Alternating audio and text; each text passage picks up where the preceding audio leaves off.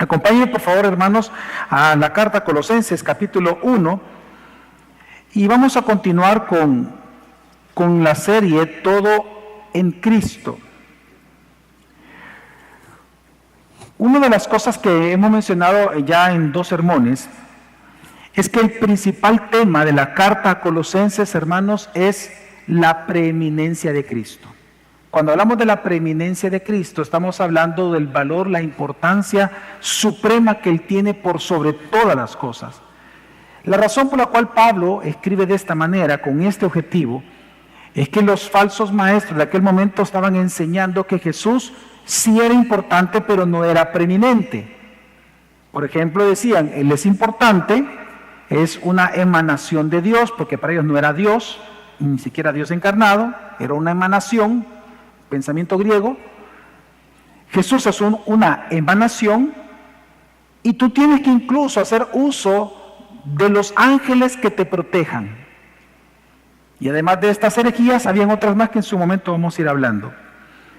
Pero, entonces el apóstol Pablo, preocupado precisamente por el testimonio que había recibido, de que ellos estaban escuchando estas herejías y algunos de ellos ya dudando acerca de Cristo, entonces Pablo responde con una de las porciones, o en esta carta responde con una de las porciones más cristológicas que nosotros encontramos en toda la Biblia. Cuando me refiero a cristológica, son textos enfocados fuertemente a la persona y obra de Jesucristo. Y me refiero del versículo 15, si usted me acompaña, véanlo en su Biblia, hasta el versículo 23. Esa porción es sumamente cristológica. De hecho, lo que estamos viendo del versículo 15 al versículo 20 es un himno que no sabemos si lo compuso específicamente el apóstol Pablo o lo tomó él de lo que ya se estaba enseñando.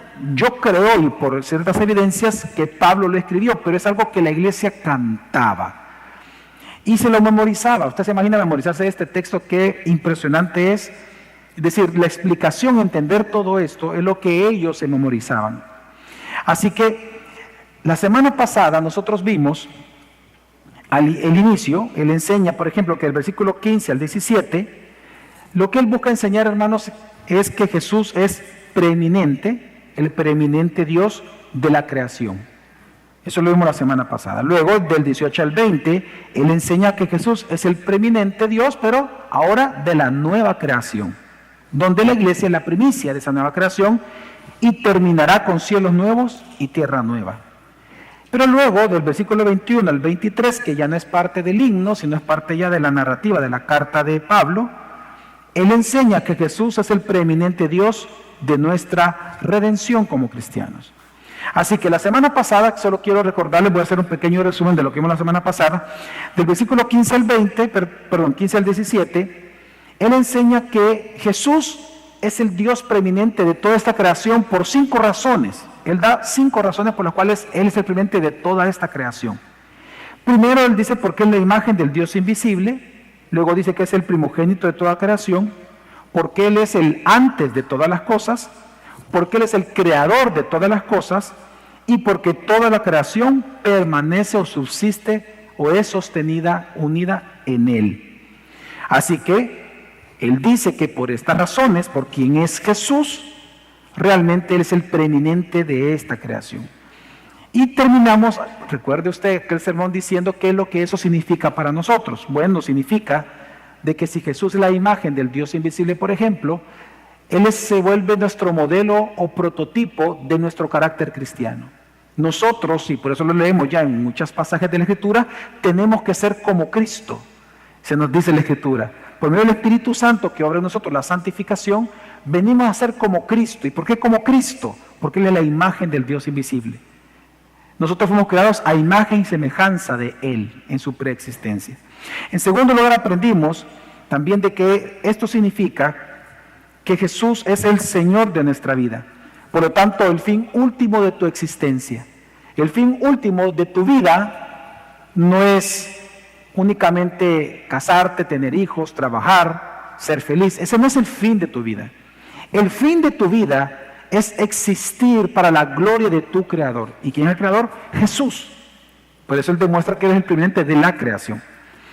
Pero en tercer lugar, se nos enseñó que quien nos mantiene unidos a nosotros, al Padre y entre nosotros como cuerpo de Cristo, es Jesucristo mismo, a través del perdón en la cruz.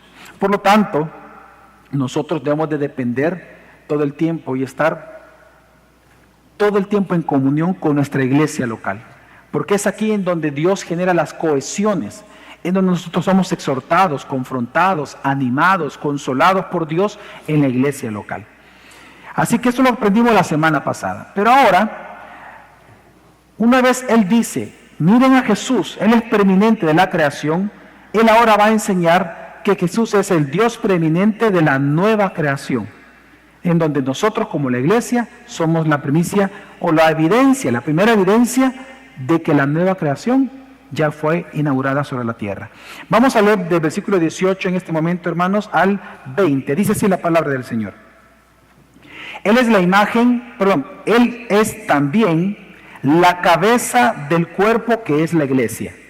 Él es el principio, el primogénito de entre los muertos, a fin de que Él tenga en todo la primacía, porque agradó al Padre que en Él habitara toda la plenitud, y por medio de Él reconciliar todas las cosas consigo, habiendo hecho la paz por medio de la sangre de su cruz, por medio de Él, repito, ya sean las que están en la tierra o las que están en los cielos. Si usted se da cuenta, hermanos, si usted es bastante perspicaz, se da cuenta que Él ocupa las mismas palabras que del texto anterior. Cuando Él viene hablando de la creación, Él menciona palabras bien similares ahora aquí cuando habla de la nueva creación. Ahora, antes de meternos de lleno al texto, yo quiero que analicemos esto que le acabo de mencionar. Viendo usted la Biblia, yo le pido que me acompañe en esto. Pablo lo que hace es un paralelismo entre la porción del 15 al 17 y la porción del 18 al 20. Hace un paralelismo dentro del himno. Este paralelismo es bien sorprendente, porque él lo ocupa para mostrar el señorío que Dios tiene tanto de la creación antigua y de la nueva creación. Él tiene el señorío de ambas, porque es el creador de ambas. Veamos el paralelismo. Así como dice en el versículo 15 que Jesús es la imagen del Dios invisible en la creación, aquí se nos dice a nosotros en el versículo 19 que Él es la plenitud de Dios en la nueva creación. Hace un paralelismo. Así como dice en el texto anterior que Él es el primogénito de la creación, aquí se nos dice que Él es el primogénito de entre los muertos, es decir, en su resurrección. Así como en el texto anterior dice que Él es antes de todas las cosas, aquí se dice, como Él es el antes allá, aquí se dice que Él es el principio y la cabeza de la iglesia, que es la primicia de la nueva creación. Y así en el texto anterior, como dice que Él es el creador de todas las cosas, tanto en los cielos como en la tierra, aquí se dice que igual Él reconcilia todas las cosas, tanto de los cielos como de la tierra. Entonces se dan cuenta, lo que Él hace es un gran paralelismo dentro de este hermoso himno. La razón, el punto central de esta comparación, hermanos, es que Pablo quiere enseñar que así como Jesús es el soberano creador de la primera creación temporal, así también Él es el creador y soberano de la nueva creación que es eterna. Ahora, es una nueva creación que ya fue inaugurada con su resurrección. Fue inaugurada cuando Jesús resucitó, porque cuando Él resucitó significa que Él venció a los poderes malignos en la cruz del Calvario. Significa que Él estableció la iglesia como su cuerpo. Significa que Él inició la obra de reconciliación prometida por los profetas del Antiguo Testamento. Por lo tanto, esta nueva obra que Dios inicia va a ser consumada con cielos nuevos y tierra nueva. Así que la resurrección de Jesús marca el inicio de la nueva creación inaugurada. Por lo tanto, Él lo que quiere hacer ver el apóstol es específicamente esa trascendencia, esa primacía, esa supremacía de Jesús en ambas creaciones, la creación antigua, que es todo lo que vemos, y la creación y la nueva creación, que es dentro de la iglesia, que podemos verla en la vida de los creyentes. Así que mi objetivo, hermanos, en esta mañana, hoy que vamos a meternos de lleno ya al texto, el objetivo es que tú puedas creer que Jesús es preeminente sobre todas las cosas, hermanos, porque Él es el Señor por medio de quien todas las cosas fueron creadas, por quien tú has sido redimido, pero también tú y todas las cosas han sido creadas por Él. Así que veamos cómo desarrolla Él el tema que Jesús es el preeminente Dios de la nueva creación. Fíjense, si la semana pasada, como les dije al inicio en el resumen, Él da 5 razones por las cuales Jesús tiene la primacía, es el Señor de la creación. Aquí en este texto, del 18 al 20, Él va a dar 6 razones. 6 razones por las cuales Jesús tiene la preeminencia sobre la nueva creación. Primera razón que Él da, porque dice la Escritura, si usted me acompaña, Él es también la cabeza del cuerpo que es la iglesia. Hermanos, nosotros sabemos que la iglesia es el cuerpo colectivo de Cristo. La iglesia es el lugar visible, es el lugar en donde visiblemente se contempla la primacía de la nueva creación prometida por Dios por medio del Mesías. Le voy a explicar esto con cierto detalle. Usted se recuerda, hermanos, que en el Antiguo Testamento, después de que Israel falló en la misión que tenía, al igual que Adán falló en la misión que tenía, cuando viene la época de los profetas, Dios a través de ciertos profetas, como principalmente Ezequiel, aunque también Isaías, Jeremías y otros más, dan un poco de luz en lo que voy a hablar, pero el principal fue Ezequiel. A través de los profetas, Dios promete entonces un nuevo pacto. Porque el antiguo pacto fue quebrado, roto. Y les recuerdo el día que fue roto. Dios les da las tablas de la ley, ¿se acuerdan? A los judíos. Y solo pasaron pocos días e hicieron el becerro de oro. Eso no duró ni un año. Ellos rompieron el pacto en el mismo año, en el mismo mes, probablemente 2 meses después. Entonces, Dios los vino perdonando, establece un sistema de perdón, pero el sistema de perdón no era para salvación, es un sistema de perdón temporal. Entonces Dios levanta profetas y anuncia que Él va a hacer mejor un nuevo pacto. En el nuevo pacto, vea usted lo que promete. Y usted puede ir viendo lo que vemos nosotros en la iglesia que sucede, en la vida de un cristiano. En Ezequiel 36, que va a estar en pantalla, Ezequiel 36, 26 dice, eso es parte del nuevo pacto. Os daré corazón. Ok, veamos para acá por un momento.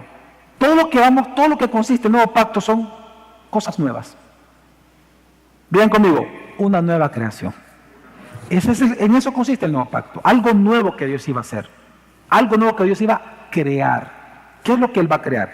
Versículo 26 otra vez dice, os daré un corazón nuevo y pondré espíritu nuevo dentro de vosotros y quitaré de vuestra carne el corazón de piedra y os daré un corazón de carne y pondré dentro de vosotros mi espíritu, 27, y haré que andéis en mis estatutos y guardaréis mis preceptos y los pongáis por obra.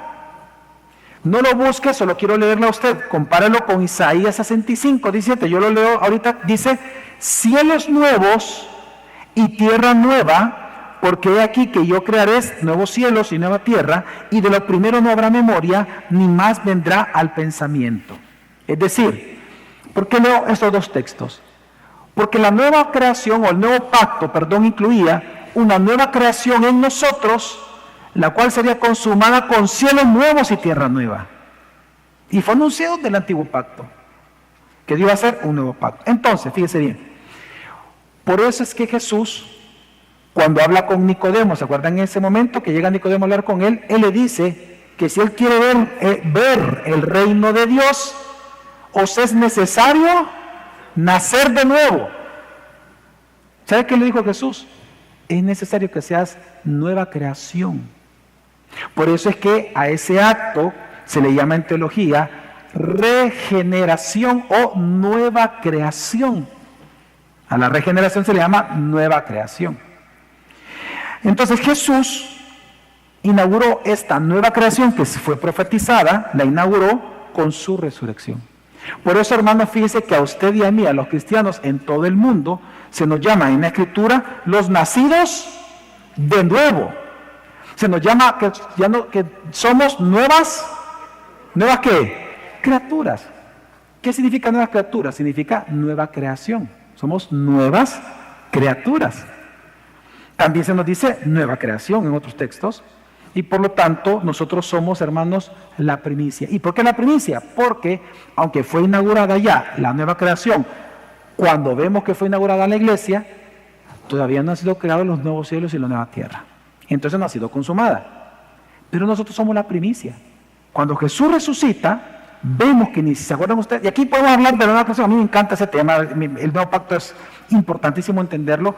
¿Se acuerdan ustedes de aquella profecía de los huesos secos, del valle de los huesos secos? Ok, tiene que ver con nosotros, ¿verdad? Se nos dio a nosotros esta nueva vida. Pero lo que trato de decirles es, ¿qué está enseñando entonces Pablo? Regresemos a Colosenses, a Colosenses. ¿Qué está enseñando Pablo? Cuando Pablo dice que Jesús, Él es también, ocupa esa palabra, también la cabeza del cuerpo, que es la iglesia, lo que está enseñando que es que Jesús no solamente entonces es el creador de la antigua creación, sino que Él es el creador de la nueva creación. Él es la cabeza de la iglesia. Ahora, la palabra cabeza significa varias cosas. La palabra cabeza por lo menos tiene 3 grandes usos en el judaísmo. Significa en primer lugar que Él es el origen o la causa de la iglesia, de su cuerpo, de esta nueva creación inaugurada. En segundo lugar, que Él es su dirigente, es decir, que Él es el gobernador. Él es el que la mantiene unida a la iglesia. Ahora, ¿cuál es el objetivo de Pablo de enseñar de que Él es el creador, el que mantiene unido, la cabeza, el gobernador de la iglesia? Bueno, el objetivo de Pablo es hacer una apología, una defensa en contra de las herejías que en aquel momento estaban diciendo que Jesús es el creador de la iglesia, que Jesús, no era el creador, sino una emanación creada. Él dice, no, Él es el creador, y tanto que también de la iglesia. Por tanto, Él es dueño y Señor de tu vida y de mi vida, hermanos. Porque Jesús es el dueño de la iglesia, Él es nuestro Señor de cada uno de nosotros. Amén. ¿Sabe qué está diciendo también Pablo, este texto? Que todo lo que tú necesitas para la vida y para la piedad se encuentra en Cristo Jesús. Todo lo que tú necesitas para la vida y para la piedad se encuentra en Cristo. Y es por eso que tú tienes que aprender a valorar tu iglesia local, reconocer su importancia y cuidar tu iglesia. Miren, hermanos, yo sé que aquí en la iglesia ustedes van a encontrar diferencias conmigo, diferencias con los pastores, diferencias con algunos hermanos, van a tener diferencias de diferentes tipos. No tenemos los mismos gustos, hay diferentes tipos de tradiciones familiares aquí, posiblemente incluso algunos son de otros países, claramente van a haber diferencias, pero tenemos que entender que Cristo reina sobre todos nosotros.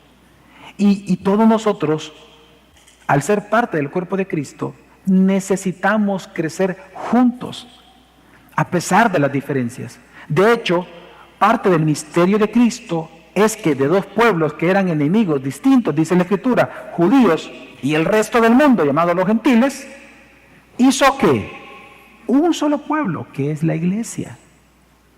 Es decir, quien mantiene unido todo es Cristo. Así que a pesar de las diferencias que usted puede encontrar en este lugar, a pesar de que usted no esté de acuerdo de que, ¿y por qué una silla? ¿Y por qué cada 2 sillas? Si antes eras 3, o de repente, ¿y por qué no? Pues ya la par, si hasta aquí tenemos que convivir.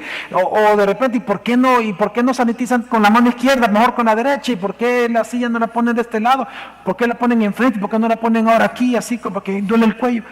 Hay cosas que obviamente a usted le van a molestar. De repente yo voy a decir, miren, Pastor Héctor, un ejemplo, ¿no? Mira, cámbiame esta silla, están viendo para allá, que todos vean para acá, y tal vez a los que están allá atrás sirviendo con tanto amor les va a molestar que yo dé esa orden. Pero por sobre todo eso, Cristo reina en este lugar. Y a través de la palabra nosotros necesitamos crecer. Parte de la enseñanza que estamos viendo aquí es que tenemos que amar nuestra iglesia local, hermanos. Y por eso hacemos pacto de membresía y firmamos nuestro pacto de membresía, donde nos comprometemos en cuidar y amar la iglesia local. ¿Por qué?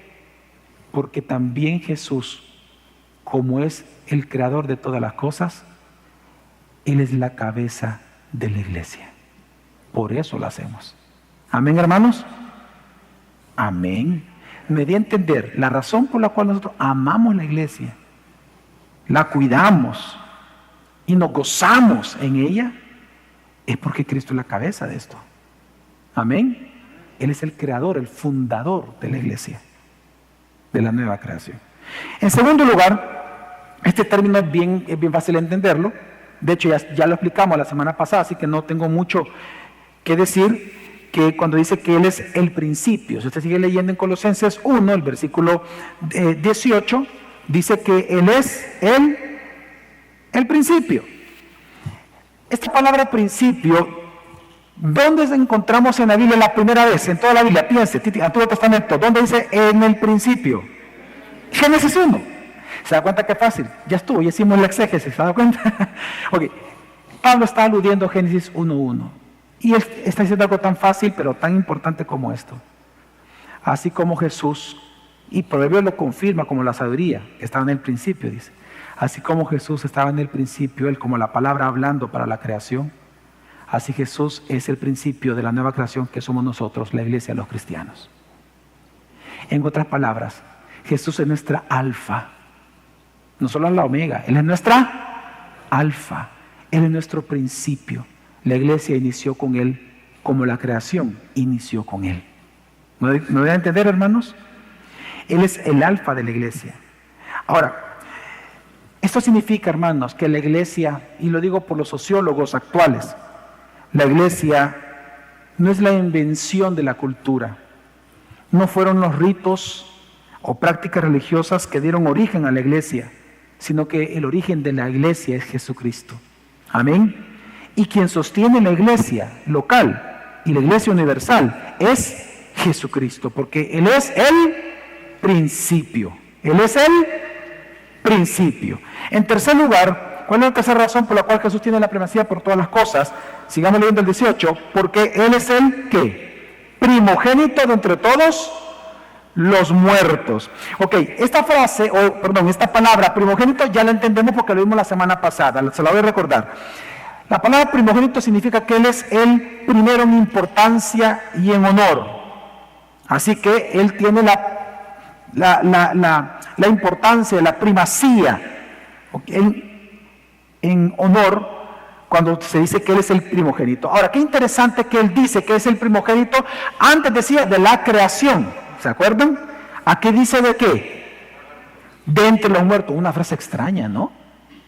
¿Por qué dice que es el primogénito de entre los muertos? Una vez más, no significa que fue el primero en morir. Ya antes que Él habían muerto personas, ¿sí o no? Claro. Entonces, ¿a qué se refiere? Que Él es el más importante de todos los que murieron. ¿Por qué? Hermanos, porque Él venció la muerte. Ningún otro ser humano muerto antes de Cristo pudo vencer la muerte.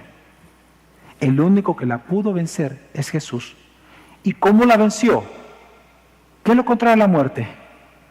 La vida. ¿Cómo Él venció la muerte? Resucitando. ¿Sabe qué está diciendo la Escritura? Mire, hermano, el propósito último de la encarnación de Jesús fue vencer la muerte. Y Él la venció resucitando. Cuando Él resucita, automáticamente se da cuenta, la muerte, si la personificamos como metáfora, se da cuenta que fue vencida por Jesús porque no lo pudo retener en la tumba. Y Jesús ahora se convierte en el gobernador de la muerte. Hermanos, eso es espectacular. Lo que está diciendo Pablo, miren hermanos, es que Él es el primogénito de la nueva creación porque Él ha resucitado de entre los muertos. Por eso es que Él tiene la primacía sobre la nueva creación. De hecho, no sé si está en pantalla, creo que hoy sí. 2 Timoteo 1:10. Sí, quiero que leamos este texto para entender a qué se refiere con que Él tiene la primacía de entre los muertos, dice la Escritura.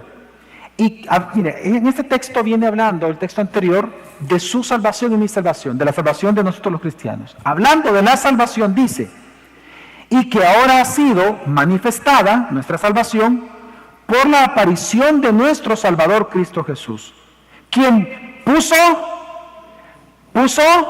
fin a la muerte y sacó a la luz. ¿Qué sacó a la luz?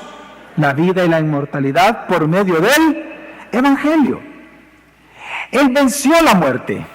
Él venció la muerte con su resurrección.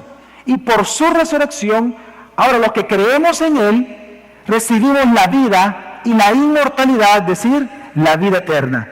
Lo que está enseñando la Biblia, hermanos, es que al conquistar la muerte Jesús por nosotros, los elegidos, Hermanos, hermanas, la muerte ya no tiene poder sobre nosotros. Al igual que Jesús venció la muerte resucitando, un día nosotros resucitaremos cuando Jesús venga por segunda vez. Venceremos igual que Él, porque Él venció por nosotros. Él es el primogénito de la resurrección. Amén.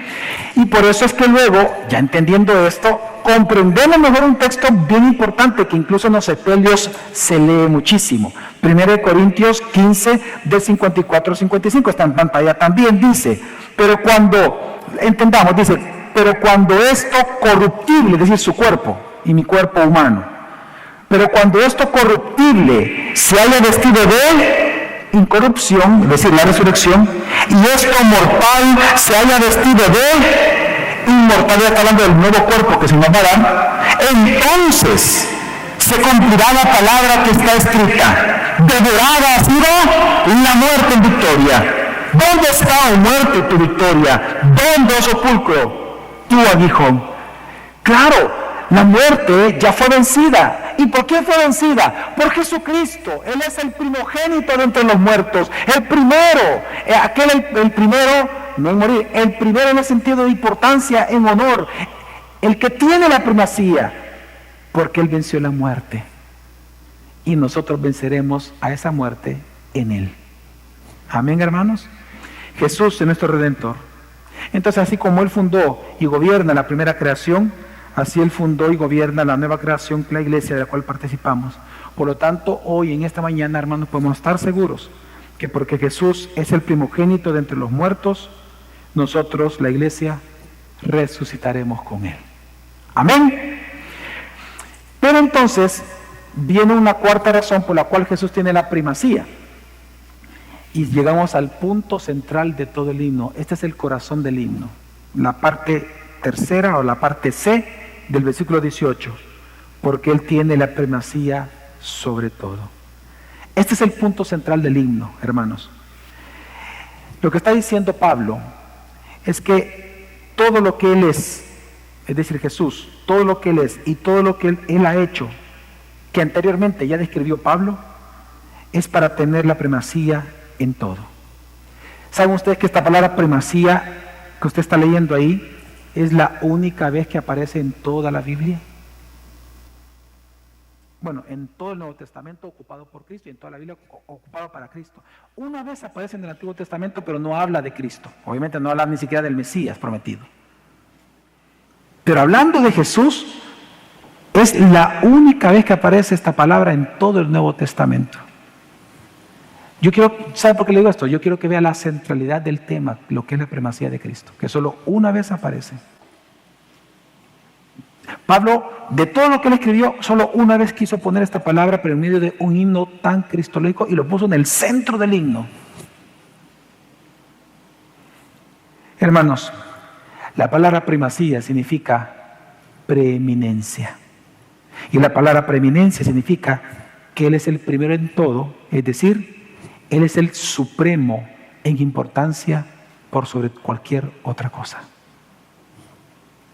Hermanos, Jesús ha sido, es y será el supremo preeminente Dios desde el inicio de la creación hasta la consumación de la historia. Amén. Y es lo que Pablo quiere señalar, que así como Él desde su preexistencia como el Hijo, todavía no encarnado, pero siendo la imagen de Dios invisible, así como Él tuvo la primacía, así la va a tener hasta el final de toda la historia, porque así le ha placido al Padre. Así que lo que podemos aprender nosotros de este título es que podemos aprender, hermanos, la trascendencia que tiene el pecado de cuando tú no haces a Jesús el centro de tu vida. Aquí tú puedes ver la trascendencia con este texto, la trascendencia del pecado que es que tú no hagas a Jesús el primero en tu vida, el primero en tu matrimonio, el primero en tu familia, el primero en tu trabajo, el primero en tu sexualidad. ¿Te das cuenta hoy la gran torpeza que es ese pecado de no hacer a Jesús el primero en tu vida? Jesús tiene la primacía sobre todo. Hasta el fin de los tiempos va a ser así. Por lo tanto, Jesús tendría que tener el primer lugar en tu presupuesto económico, en tu presupuesto familiar, en tus decisiones familiares, en tus hobbies, en tus deportes, en tus pensamientos, en tu feminidad, en tu masculinidad. Él debe de ser el primero. ¿Por qué? Porque ya lo es. Él es el primero de toda la creación, hasta por la eternidad. Así que por lo tanto, hermanos, cuidémonos. Porque a lo largo de la historia, Cristo siempre ha sido importante, obviamente, pero no ha sido el preeminente. Me refiero a nivel de pecado, a nivel de culturas. Jesús es un ser importante, por ejemplo, el judaísmo, pero no es el preeminente, no es el único Señor, pero lo es. Amén, hermanos. Así que, hermanos, si Él es el primero en todo, la pregunta que yo te hago es, ¿lo es el primero en tu vida, en tu familia, en tus decisiones? ¿Jesús es el primero realmente? Si no, entonces ya tienes hoy de qué arrepentirte en tu oración personal con Cristo. Amén. Quinto, ¿qué dice también el apóstol Pablo? ¿Por qué Jesús tiene la primacía en todas las cosas? Bueno, en la nueva creación, perdón. La quinta razón es que, dice el versículo 19, que Él es plenamente el Dios encarnado, porque agradó al Padre que en Él habitara toda la plenitud. La palabra plenitud, hermanos, es una palabra muy importante en griego, pleroma. Fíjense que esta palabra pleroma era una palabra usada ya por los gnósticos, muy usada por los gnósticos, porque la palabra pleroma significa la suma total de poder y de atributos divinos. Entonces Pablo, que era bien astuto, así como dice la Escritura, astuto como la serpiente, él tomó una palabra muy conocida por todos, como aquí en El Salvador, ¿verdad? Volado. ¿Qué significa volado? Cualquier cosa, ok.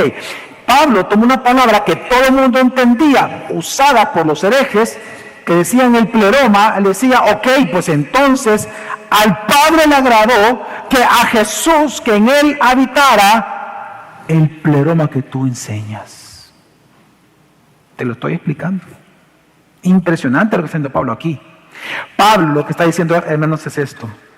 Todo lo que es Dios, escuche, todo lo que Dios es, está en Cristo. Es lo que él está diciendo. Jesús no es ni un ángel, Jesús no es creación, Jesús no es una emanación de la divinidad, Jesús es Dios encarnado. Porque todo lo que Dios es, reside naturalmente en Cristo, el Dios encarnado. Así que lo que está enseñando Pablo, una verdad muy profunda, pero muy clara, que Jesús, como el Hijo encarnado, Él es la representación perfecta de Dios en forma corporal. Él es Dios encarnado. Jesús tiene dos naturalezas en este momento y así va a estar por toda la eternidad. Dos naturalezas. Él es Dios y Él es hombre a la vez. Y así va a venir por nosotros. Amén. En su segunda venida Él viene así, como Dios y como hombre, y así va a estar por toda la eternidad. Lo vamos a ver, hermanos. Lo vamos a ver. Amén. ¿Cuánto esperan ese momento? Amén. Lo vamos a ver a Jesús un día. Así que, ahora, Pablo, esto que estoy mencionando, lo va a explicar mejor. Si usted quiere verlo, si no está en pantalla, ahí mismo en su Biblia, puede ser que incluso en la misma página o en la siguiente, ahí mismo en Colosenses 2, versículo 9, él explica mejor este texto y él dice, porque toda la plenitud de la deidad reside corporalmente en Él. Y aquí ya lo explica mejor. Pero es lo que Pablo está enseñando. Entonces, ¿qué es lo que Dios nos muestra, hermanos? Dios nos está mostrando que, aunque la presencia de Dios se manifestó de manera espectacular en el tabernáculo del Antiguo Testamento y en el templo del Antiguo Testamento, la expresión más plena de la presencia de Dios en la tierra vino y será por medio de Jesucristo. Jesucristo, en Él reside toda la plenitud de la deidad. Por más espectacular que fue la manifestación de la presencia de Dios en el Antiguo Testamento, la plenitud de esa manifestación de la presencia de Dios se da en el Hijo encarnado. Amén. Amén. Pero ¿sabe por qué le digo esto? Porque se da cuenta y recuerda, Pablo lo pone en el contexto de la iglesia, de la nueva creación. Porque resulta que esa espectacularidad de la manifestación de la presencia de Dios, esa hermosura del brillo de su luz, como el Cristo encarnado, esta expresión ahora debe de continuar brillando por medio de ti y de mí, la iglesia de Jesucristo. ¿Sabías tú, verdad? Por eso Pablo dice en otro texto que nosotros somos la plenitud de Cristo. Así como Él es la plenitud del Padre, nosotros somos la plenitud de Cristo. No es que seamos Dios, está hablando de la iglesia, que así como Él manifiesta plenamente quién es Dios, así nosotros debemos de manifestar con nuestra vida, con nuestros discipulados, con el perdón mutuo, con la vida cristiana, a Cristo. Por eso Jesús nos advirtió desde antes que somos sal y luz de este mundo.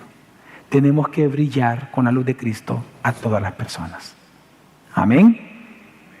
Ahora, ¿cuál es entonces el objetivo de Dios encarnar? Y con eso termina el apóstol Pablo. La sexta razón por la cual Jesús es el preeminente sobre la nueva creación.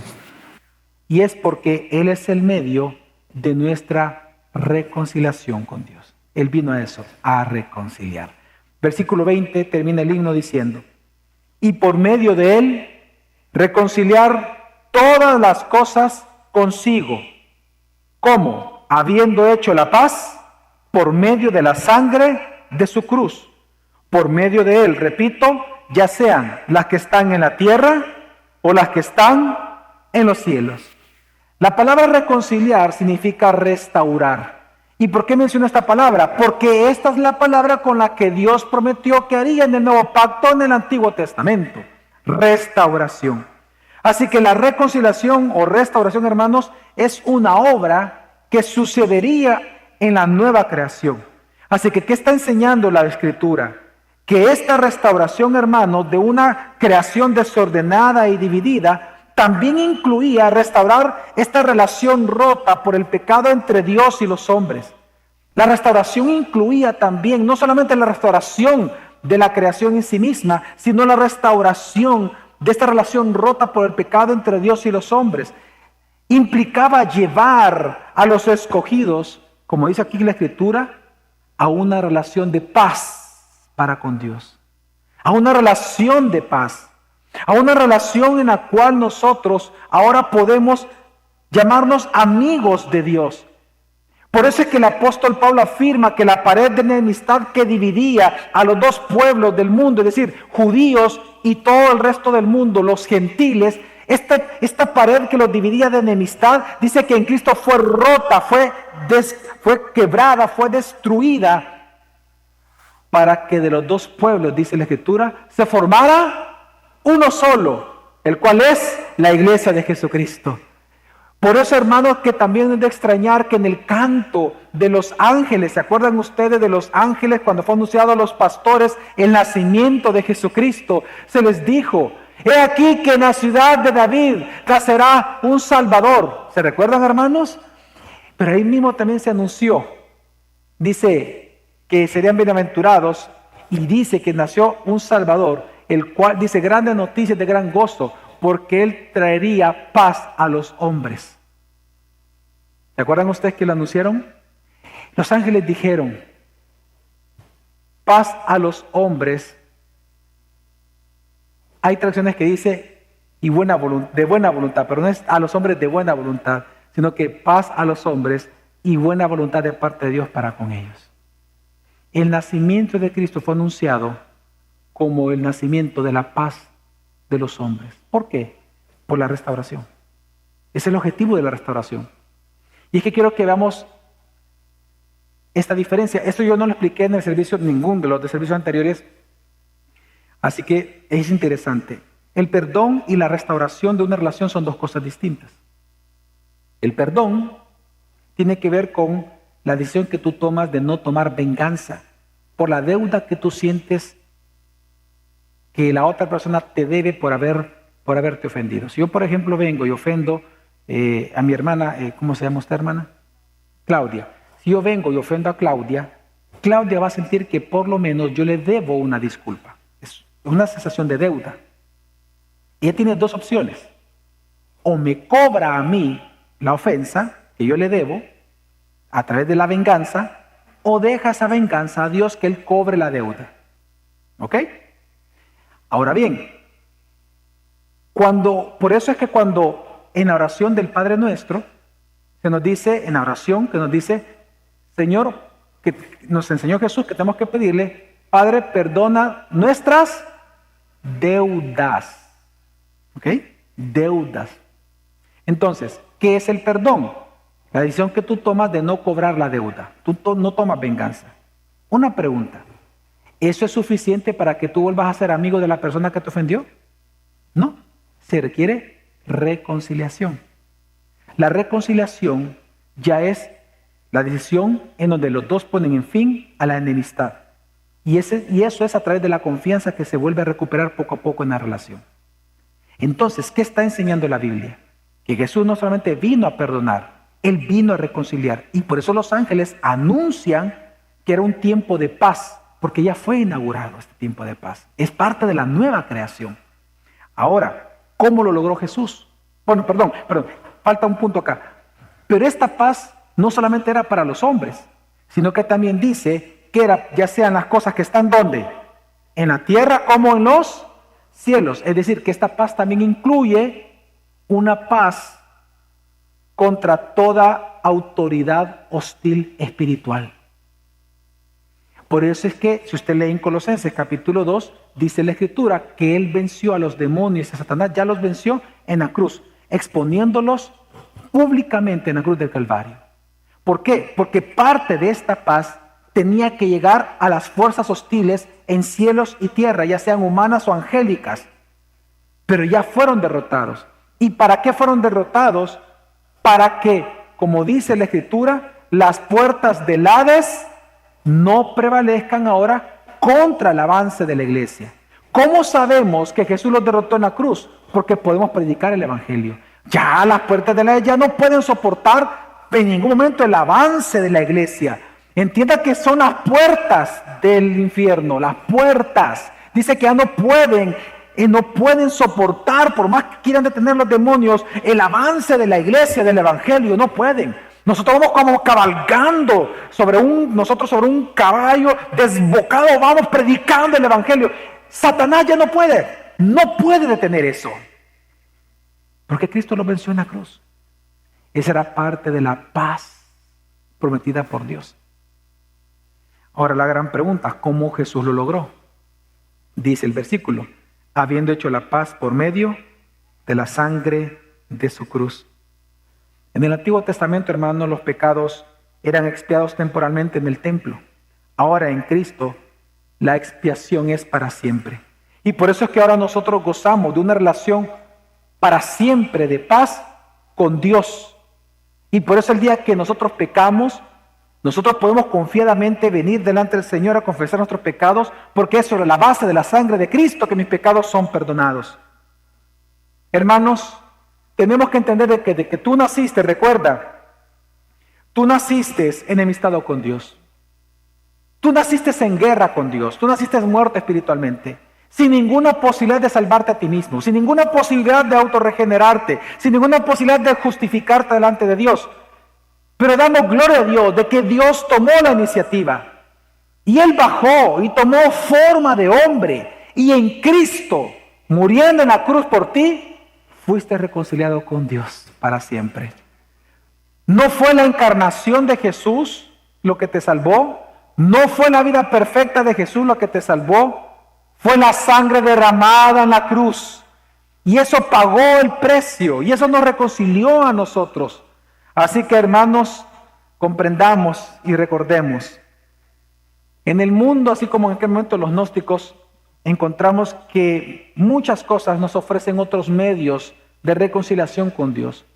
Algunas prácticas las vemos aquí en el país, ¿no? Y yo sé que las da risa, pero Algunos dicen, báñate con ruda o ponte esto. Y de alguna manera te ofrecen maneras en que te vuelvas agradable a Dios. Pero tú tienes que entender que solo Cristo puede. ¿Y por qué solo Cristo puede, hermano?